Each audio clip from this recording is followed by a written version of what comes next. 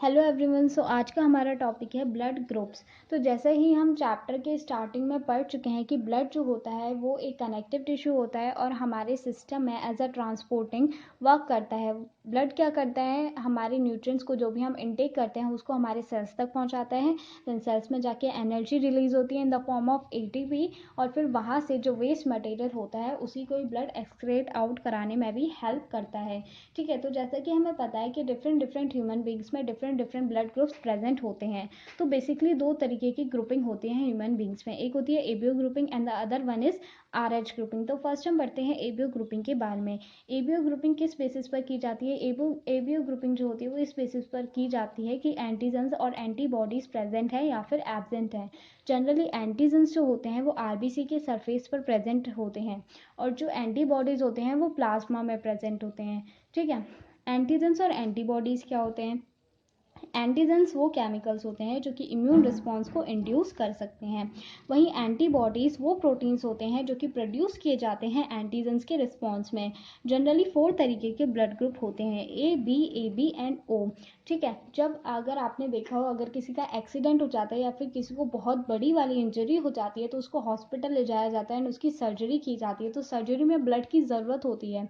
तो डॉक्टर्स क्या करते हैं, ऐसा तो होता नहीं कि किसी का भी ब्लड ग्रुप किसी का भी ब्लड किसी में भी चढ़ा देते हैं, ऐसा नहीं किया जाता है।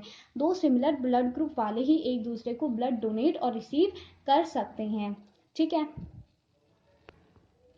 उसी के बारे में आज हम पढ़ेंगे। तो ब्लड ग्रुप्स जिस पर्सन का ब्लड ग्रुप ए होता है उसमें एंटीजन ए प्रेजेंट होता है और एंटीबॉडीज बी प्रेजेंट होती हैं, और ए ग्रुप वाले और ओ ग्रुप वाले लोग ही ए ग्रुप वाले और ओ ग्रुप वाले पर्सन ही ए ग्रुप वाले पर्सन को ब्लड डोनेट कर सकते हैं। नेक्स्ट आता है जिन पर्सन का ब्लड ग्रुप बी होता है उनमें एंटीजन बी प्रेजेंट होता है और एंटीबॉडीज ए प्रेजेंट होती है, और बी ग्रुप वाले और ओ ग्रुप वाले ही बी ग्रुप वाले लोगों को ब्लड डोनेट कर सकते हैं। नेक्स्ट जिनका ब्लड ग्रुप ए बी होता है उनमें एंटीजन ए और एंटीजन बी प्रेजेंट होता है और उनमें कोई भी एंटीबॉडीज प्रेजेंट नहीं होती है, और ए बी वाले, ए वाले और बी वाले और ओ वाले ब्लड ग्रुप वाले ही ए बी को डोनेट कर सकते हैं। मतलब कि अप्रॉक्सीमेटली सारे ही ब्लड ग्रुप वाले ए बी ब्लड ग्रुप को अपना ब्लड डोनेट कर सकते हैं, और जिनका ब्लड ग्रुप ओ होता है उनमें एंटीजन कुछ भी नहीं होता है, उनमें एंटीबॉडीज ए और बी प्रेजेंट होती हैं और सिर्फ ओ ग्रुप वाले ही ओ ग्रुप वाले को अपना ब्लड डोनेट कर सकते हैं। तो अब अगर हम इसमें देखें तो जो ओ ग्रुप वाले लोग होते हैं वो लगभग सभी को ही अपना ब्लड डोनेट कर सकते हैं, तो वो कहलाते हैं यूनिवर्सल डोनर। और जो ए बी ब्लड ग्रुप वाले लोग होते हैं वो सबसे ब्लड रिसीव कर सकते हैं, तो वो कहलाते हैं यूनिवर्सल रेसिपिएंट। तो यूनिवर्सल डोनर होता है O group and the universal recipient is A B. So अब हम पढ़ते हैं आर एच ग्रुपिंग के बारे में। R H grouping, R H एक एंटीजन होता है जो कि रेसिस मंकी में जो सबसे पहले पाया गया था एंटीजन उसके सिमिलर होता है। ठीक है, जो आर एच एंटीजन होता है वो ह्यूमन बींग्स में आरबीसी के सरफेस पर पाया गया था। तो जिनके आरबीसी पर आर एच एंटीजन प्रेजेंट होता है वो कहलाते हैं आर एच पॉजिटिव, और जिनके आरबीसी पर आर एच एंटीजन एब्सेंट होता है वो कहलाते हैं आर एच नेगेटिव। मतलब कि जिनके ब्लड में आर एच एंटीजन प्रेजेंट होता है वो आर एच पॉजिटिव कहलाते हैं, एंड जिनके ब्लड में आर एच एब्सेंट होता है वो कहलाते हैं आर एच नेगेटिव।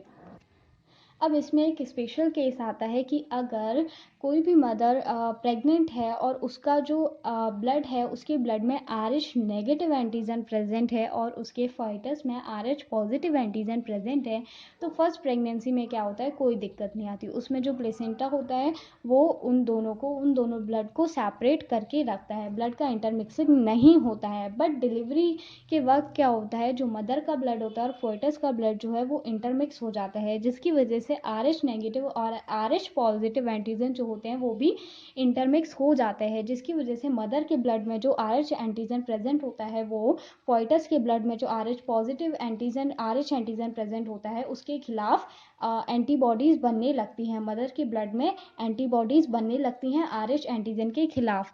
ठीक है, तो नेक्स्ट प्रेगनेंसी में क्या होता है, जब फोइटस होगा और उसका वो RH पॉजिटिव होगा तो जो मदर के बॉडी में पहले से ही एंटीबॉडीज़ बन चुकी हैं वो उस फॉइटस को किल करना स्टार्ट कर देंगी, जिसकी वजह से फॉइटस को अनीमिया हो सकता है, जॉन्डिस हो सकता है। तो इसी कंडीशन को कहा जाता है इराइथ्रोब्लास्टोसिस फॉइटालिस, इराइथ्रोब्लास्टोसिस फॉइटालिस।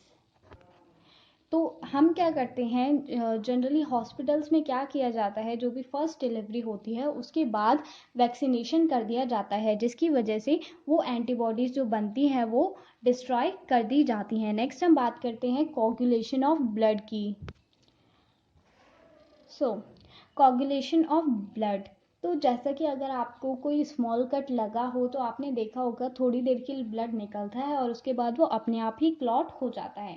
बट जनरली कोई बड़ी सी इंजरी होती है या फिर हमारा एक्सीडेंट हो जाता है तो एक्सेसिव ब्लड लॉस हो जाता है, उसमें ब्लड क्लॉट बनने में काफ़ी ज़्यादा टाइम लगता है। बट यहाँ पर छोटी सी इंजरी या फिर स्मॉल कट की बात की जा रही है तो वहाँ पर क्या होता है, अपने आप ही ब्लड क्लॉट बनने लगता है और कुछ दिनों में वो ठीक भी हो जाता है जनरली। तो हमारी सिस्टम में एक ऐसा मैकेनिज्म प्रेजेंट होता है जो कि ब्लड के एक्सेसिव लॉस को, बॉडी से ज़्यादा ब्लड लॉस ना हो उससे प्रिवेंट करता है। ठीक है, हमारे ब्लड में जैसा कि हम पढ़ चुके हैं हमारे प्लाज्मा में कुछ ऐसे क्लॉटिंग फैक्टर प्रेजेंट होते हैं इन एक्टिव फॉर्म में और हमारे प्लेटलेट्स भी क्लॉटिंग में हेल्प करते हैं। तो अब ये पूरा प्रोसेस क्या होता है, जब भी आपको कहीं कट होता है तो वहाँ पर क्या होता है, प्रोथ्रोम्बिन जो कि प्लाज्मा में इनएक्टिव फॉर्म में प्रेजेंट होता है वो थ्रोम्बिन में कन्वर्ट हो जाता है और उसको कन्वर्ट करती है थ्रोम्बोकाइनेज कॉम्प्लेक्स एंजाइम। ठीक है, फिर वो थ्रोम्बिन फिब्रिनोजेंस को फिब्रिन्स में कन्वर्ट करता है। फिब्रिन्स क्या होते हैं, ये मेनली नेटवर्क ऑफ थ्रेड्स होते हैं जो कि क्लॉट और कोगुलेशन में हेल्प करते हैं। फिब्रिन्स क्या करते हैं, वो डेड डैमेज फॉर्म्ड एलिमेंट्स को ट्रैप करते हैं और क्लोटिंग फैक्टर को रिलीज किया जाता है। देन उसके बाद ब्लड क्लॉट हो जाता है और कैल्शियम आयन जो होता है वो ब्लड क्लॉटिंग में एक इम्पॉर्टेंट रोल प्ले करता है। Thank you.